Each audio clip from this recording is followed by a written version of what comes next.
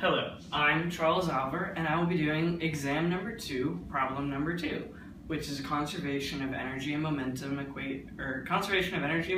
problem with particles that would be moving very fast, like photons. So what we're trying to do is we're trying to solve for the energy of a photon that is deflected in this collision of a photon and a mass that is sitting still. So the first thing that we need to do is write out what we know about each of the particles. So this particle has energy E, and it has a momentum in the x direction that's equal to E over C. We know it's equal to E over C because of the very important relation. So the very important relation is E squared equals m squared c to the fourth plus p squared c squared. But for a photon, it has no mass. So this just goes to 0, and these terms give us E over c equals p. So we know that then for our momentum. So then we need to look at this particle. For this particle, we have an energy that's given to us by mc squared, because the particle is just sitting still, so it doesn't have any additional energy. So that's mc squared for this, and this has no momentum because it's not moving. So momentum's are 0. I'm doing 0, 0 just to signify in the x and in the y direction. It'll be more important later. So this also has 0. Moving on to over here, we know that this has an energy, E prime, which is what we're solving for, and it's got no horizontal momentum. So we put a 0 there. But what it does have is a momentum up, and that momentum is E prime over C, because, again, this. So moving on to the next thing, we know that this would have energy of mc squared plus something. But we can just eliminate all of this and do energy of the particle. And then it also has momentum.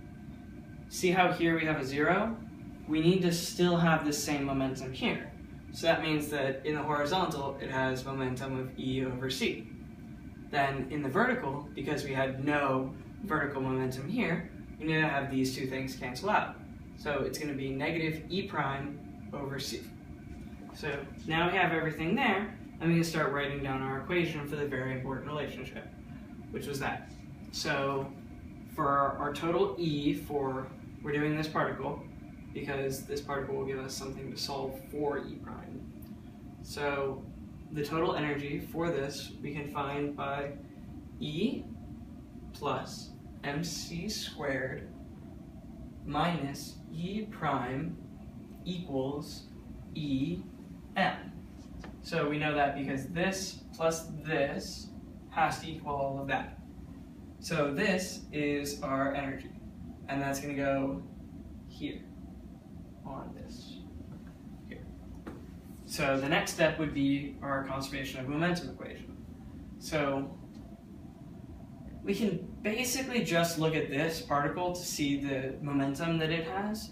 So its momentum is E over C squared times C squared plus E prime over C squared, C squared. And we can do this because P C squared squared is essentially the same as PX C squared squared plus PY C squared squared. So that's why we can do that. So then the next thing that we would have to do is just plug everything into the very important relation. So we have E plus mc squared minus E prime squared equals mc squared, because m is still the same there, plus E over C squared times C squared plus E prime over C squared C squared. So these C's will cancel with the squared here. This will become squared. This will still cancel here. And this becomes squared. So this, I have what it solves out to, because it's very long, tedious. So it becomes E squared plus 2E mc squared minus 2e prime mc squared minus 2e e prime plus m squared c to the fourth plus e prime squared. And then this is going to equal mc squared plus e squared plus e prime squared. So now what we have to do is just go through and try and cancel stuff out. So let's see, we have e squared on both sides. Those are going to cancel. We have mc squared on both sides. Wait.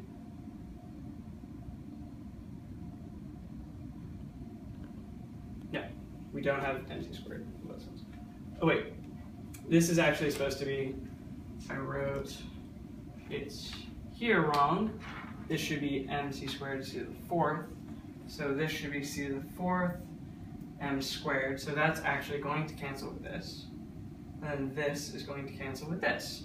So then all we're left with is 2e mc squared minus 2e prime mc squared minus 2e e prime equals 0. So we can get rid of all the 2's, and then we can move everything with an e prime over to this side.